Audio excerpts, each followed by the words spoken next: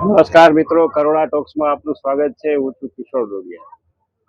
માનસ સદભાવના કથા 23 તારીખથી શરૂ થઈ રહી છે રેસકોર્સ અને આપણા ખાસ રાજકોટના આંગણે 12 વર્ષ પછી આ કથા થવા જઈ રહી છે. ત્યારે ઘણી બધી સ્મૃતિઓ આ કથા સાથે જોડાયેલી છે અને ખાસ આજે એક એવા મહેમાન, એવા વ્યક્તિ વિશેષ સાથે આપને પરિચય કરાવો છે જે બાપુના અનન્ય શ્રોતા છે અને જેમણે બાપુની કથા સાંભળવા માટે પોતાની જે કરજાઓ છે એ મૂકી અને પણ બાપુની કથા સાંભળી છે અને વર્ષોથી કપાત પગારે એમને આ કથા સાંભળી છે. એવા શ્રી હમીરભાઈ બધાભાઈ મકવાણા એ અહીંયા ઉપસ્થિત છે. આવો એમને મળીએ અને બાપુ સાથેના એમના જે સાનિધ્યના પ્રસંગો છે એને યાદ કરીએ. મકવાણાભાઈ, આપનું ખૂબ ખૂબ સ્વાગત છે. સૌથી પહેલો પરિચય ક્યારે બાપુનો તમે આવ્યો? મારે તો હું 1982 અહીંયા એજીઓપેસમાં આવ્યો. ત્યારે તો આપણા મેદાન ને એવું કઈ હતું ને, રેસકોર્સમાં ખુલ્લું હતું, બરોબર. અને કથા હતી. ત્યારે અમે એજી ઓફિસ અમારે ઓડિટ ઓફિસ થી સામે જ પડતો, ખાલી કુતૂહલ થી સાંભળવા જતા. એમાંથી અરવેરે પછી ખાલી બાપુ નું ત્યારે ઉતારો આપણે એવું શ્રીરામ છે રોડ ઉપર, ત્યાં પેલી વાર મળવાનું થયું. બાપુને પ્રશ્નોના જવાબ આ તે બધા આપ્યા બાપુએ.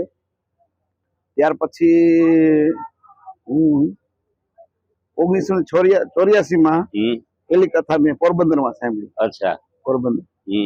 હા, ત્યાં એટલે હું પેલા બધું આમ અગરબત્તી ને દીવાના બધું કરીને બાપુની દૂરથી કથા સાંભળતો. અને એટલો ભાવ હતો એટલે આ બધું કુદરતી જેટલા પૈસા હતા એ બધા વાપરી નાખ્યા. અને પછી મારે ભાડાના પૈસા નહોતા એટલે 185 કિલોમીટર હું ત્યાંથી હાલીને રાજકોટ આવ્યો. અરે હાલીને વચ્ચે આશ્રમમાં ક્યાંય જમવાનું નામ તેમ મળે તો બોલે ને કે હાલીને કથા મેં એવી રીતે સાંભળેલી. પેલી કથા પોરબંદરમાં મારી 1984માં.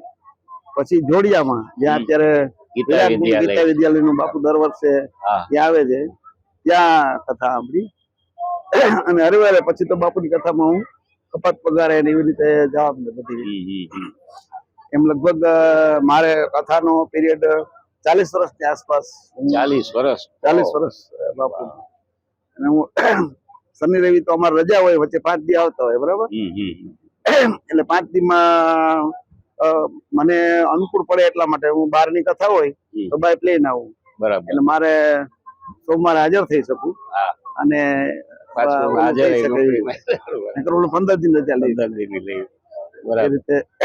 પણ મેં તો એજી ઓફિસમાં હતા ને? આ એજી ઓફિસમાં હું આમ આવ્યો ક્લાર્કમાં, પછી પ્રમોશન થી સિનિયર ઓડિટર અને છેલ્લે હું સિનિયર એવો તરીકે રિટાયર્ડ છે.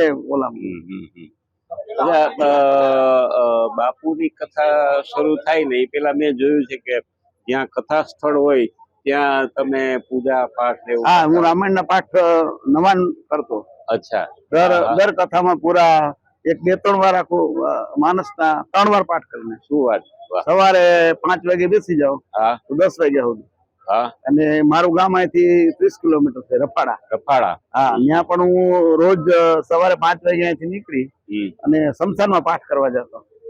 શમશાનમાં કોઈ ન હોય ગામડામાં, અમારું ત્યાંથી 1 કિલોમીટર ગામથી આગું છે, ત્યાં શમશાનમાં પાઠ કરવા જતો. અને હું અહીંયા 2-3 લગભગ 5-6 કલાક પાઠ કરીને પછી ઓફિસ ટાઈમે પાછા ઓફિસમાં આવી જતો. મેં મકવાણાભાઈ એવું સાંભળ્યું કે ઘણા એમ કેતા હોય છે કે બાપુ અમારા ઘરે પગલા કરે, બાપુ અમારી ઘરે પધરામણી કરે. પણ એક સમય એવો હતો કે બાપુએ તમને પૂછ્યું કે હું બાપુને તો સામેથી જ ગયા. મને બાપુએ 3 વાર કીધું. ત્યારે હું આ હોસ્પિટલના ક્વાર્ટરમાં ભાડાના મકાનમાં રહેતો હતો. પણ ભાડાના મકાનમાં મારા બાપુને તકલીફ નથી આપતી, એટલે કીધું ત્યારે ઘરનું મકાન થાય. બાપુએ મને 3 વાર કીધું. જયંતિબેન ઘરે કીધું, પછી આ ભરતભાઈ છે આપડા અલારામ વાળા, એમના ઘરે કીધું. ત્યારે પેલા બાપા હતા, સુખ બાપા હતા. અને પછી હું બાપુને ઘરે જઈને ના પાડી. બાપુ હમણાં તમને મારે ડિસ્ટર્બ નથી કરવા. અને પછી હું મારે અનુકૂળ મારું મકાન થશે ત્યારે તમારે અનુકૂળ થઈ આવવાનું. હજી સુધી બાપુ આવ્યા નથી, પણ મારી છોકરી મોટી બીમાર થઈ ગઈ હતી, એટલે એને ઓલું મગજનું કઈક તકલીફ થઈ ગઈ હતી, તો પછી બેભાન જેવી થઈ ગઈ હતી. બાપુએ ડોક્ટરે ના પાડી દીધી હતી કે આ છોકરી બચશે નહીં એમ. અત્યારે તો એ છે જ ફાર્માસિસ્ટ છે, હેડ ફાર્માસિસ્ટ છે. અને બાપુ ત્યારે હોસ્પિટલે આવ્યા હતા, પછી આમ બાપુએ બેઠા અડધી કલાક આશીર્વાદ આપ્યા, માથે હાથ તો બધું હરખું થઈ ગયું, બધું સારું. આપણી શ્રદ્ધા છે. બરાબર. મકવાણાભાઈ, જયારે તમે આ રજાઓ લઈ, ખાસ કરીને કપાત રજા હોય જયારે જવાનું થતું, ત્યારે જનરલી સરકારી કાર્યાલય હોય એટલે ક્યાંક ને ક્યાંક એવા પ્રશ્નો આવે કે ભાઈ તમે આના માટે કેમ રજા લ્યો છો કે એવું. તમારે કિસ્સામાં શું છે, અમારી ઓફિસ નું એવું છે, અમારે પબ્લિક હારે કોન્ટેક્ટ નહીં. બરાબર. એટલે અમે અમારું કામ વાઉચર જે આવતા હોય, પછી અમારે તો ખાલી સર્ટિફિકેટ વાઉચર માં આપવાનું હોય. બરાબર. એટલે અમે ગમે ત્યારે કામ કરી શકીએ. અચ્છા.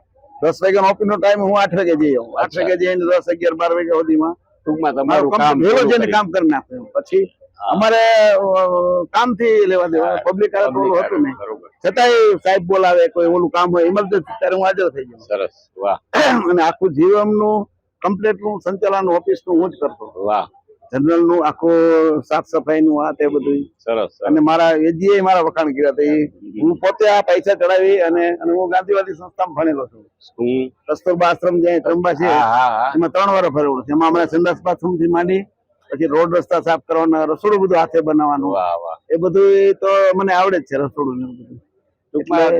એકદમ હાર્ડ વર્ક કરેલું છે.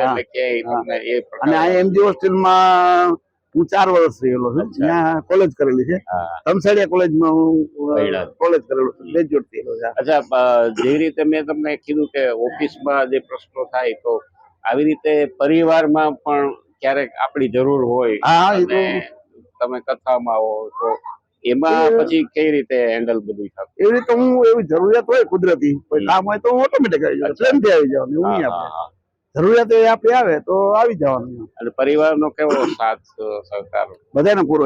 એમ આ છોકરા મારા જે એક મારો છોકરો પાયલોટ છે અત્યારે, એમ આ છોકરી છે એ ડોક્ટર છે, આ ફિઝિયોથેરાપી, અને એક મોટી છે એ ફાર્માસિસ્ટ છે. બરાબર. સરસ. એટલે બધાને ભણાવતા મેં ઓલું કરેલું છે. ક્યાં વાત. વાહ વાહ. એ લોકો કથામાં બધે આ છોકરાને મેં ખોળામાં બેહાડીને સંભળાવેલા છે. અને કાલડીમાં જે શંકરાચાર્યનું જન્મસ્થાન છે, ત્યાં તો લગભગ 150 જણા શ્રોતા હતા, લગભગ ઓછામાં ઓછા શ્રોતા એ કથામાં હતા. એટલે ત્યાં હું સામે શંકરાચાર્યનું સ્થાન હતું, એટલે એનાથી ઊંચી વ્યાસપીઠ બનાવવાનું. શંકરાચાર્યનું તો ઓલું રહ્યું સ્થાન, એટલે એ ઓલી પીઠ કહેવાય. એટલે બાપુ કે વાંધો નહીં, પછી એક નાની સેટી આવી નાખી દીધી હતી સાંભે બાપુ ને સામે. અત્યારે ભારતીય તીર્થ કરીને છે એ શંકરાચાર્ય, એ સામે બેસતા. ત્યારે બાપુ ને એને એટલો બધો પરિચય નહીં, એ એના ઓલામાં પૂજામાં એવી રીતે હોય, બાપુ એ કથા કરતા હોય. પછી એને અનુભવ થયો બાપુનો, એટલે વ્યક્તિગત બાપુને બોલાવતા. એમ અઠવાડિયે બાપુને વ્યક્તિગત બોલાવતા, અને બાપુ આરે પછી એવું થાય. પછી શંકરાચાર્ય નું એક આવડું નાનું જ હતો રૂમ, ત્યાં અમે બધા જતા. પછી શંકરાચાર્યજી ને છે ને એને વ્યક્તિગત બાપુને પડવું હતું, પછી અમને બધા એને પછી નહોતા બોલાવતા.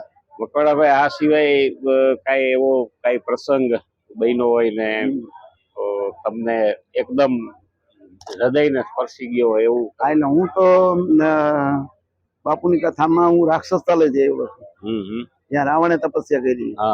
રાવણે જે મસ્તક ચડાવ્યા, એટલે ત્યાં અમે મહિનો એક રોકાણા હતા. રાત્રે -20 ડિગ્રી હોય, -20 ડિગ્રી. એમાંય પણ હું રાત્રે 1 વાગ્યા સુધી રામાયણના પાઠ તો કરવાના છે. એમ ત્યાં પછી બાપુએ કૈલાસ કથા કરી.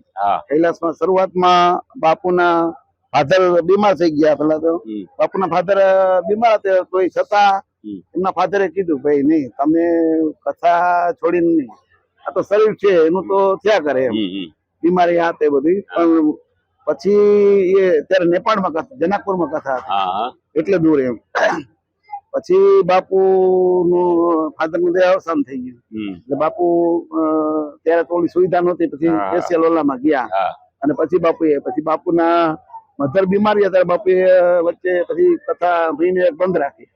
અને પછી બાપુ કે નહીં હવે હું કથા પછી જ ચાલુ કરું મધર નું તબિયત બરાબર થઈ જાય અથવા કે જે ઈશ્વરની ઈચ્છા હોય બરોબર સરસ ના એટલે આજે જયારે સદભાવના વૃદ્ધાશ્રમ ના જે નવું આખું નિર્માણ પામી રહ્યું છે એના માટે બાપુ એ સરસ મુહૂર્ત આ બધી વ્યવસ્થા કરી દીધી અને વૃક્ષારોપણ અને આ તો બાપુએ તો હવે કમ્પ્લીટલી બંધ કરી દીધી હવે કોઈ લાભાર્થી કથા નથી કરતા ખાલી નેજાનંદ બાપુએ પેલા હોસ્પિટલો પછી આપણે આ કેટલા સાવરકુંડલામાં હોસ્પિટલ કરી એમાં બધી સગવડતા મળે છે ત્યાં 11 કરોડ નું દાન બાપુએ આપેલું છે પછી આપણે રાજકોટમાં કથા હતી એનું જે પૈસા હતા એ થોડા વધ્યા હતા એ બાપુએ કેદારમાં જે આપણે બન્યું ઘટના એમાં બાપુ રૂબરૂપ જઈને બધાને પણ કઈ પણ નાની મોટી ઘટના બને ત્યારે બાપુનું સહયોગ પહોંચી જાય કીટ ને બધું આપી દે કોરોના નું ને બધું બન્યું ત્યારે મારી બેને એક છે મુન્દ્રામાં સ્ટાફ નર્સમાં નોકરી કરે છે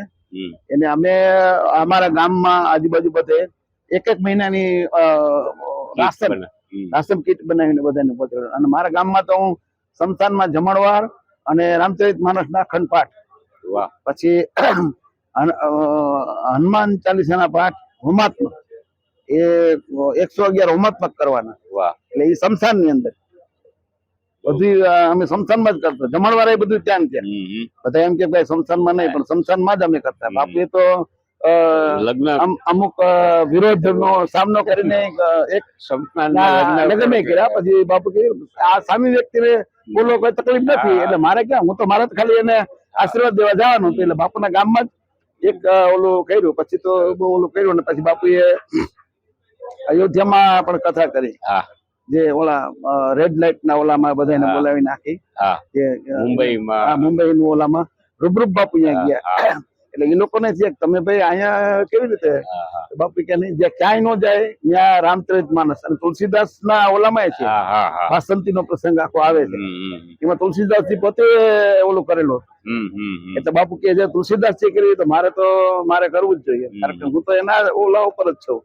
રામચરિત માનસ અને તુલસીદાસ એ મારે મેઇન છે સરસ તો મકવાણાભાઈ ખૂબ જ સરસ મોરારી બાપુ સાથેની આપનું જે સાનિધ્ય અને સાંપડ્યું અને સરસ મજાની આ અમારા દર્શકોને આપણે વાત કરી અમારો છોકરો એ પાયલોટ છે અચ્છા એ અમે 25 લાખ તો લોન મળી છે ટોટલ તો 1 કરોડ નો ખર્ચો થઈ ગયો પણ એ બધું ઓફિસ નું ગોઠવતા બધું આ છોકરાઓને એટલે તમે ખરેખર બાપુની કૃપા બાપુના આશીર્વાદ અને રામચરિત માનસ 15 કન્ટ્રી 15 કન્ટ્રીમાં જયો છું જાપાનમાં જયો છું ઇઝરાયલમાં જયો છું અને બીજા મોરિશિયસ ને એવા 15 કન્ટ્રીમાં બાપુ સાથે અમે કથામાં બહુ સરસ તો ખૂબ સરસ મજાની વાત કરી આ ખાસ સમય કાઢીને કરુણા પધાર્યા આપનો ખૂબ ખૂબ આભાર ધન્યવાદ જય શ્રી રામ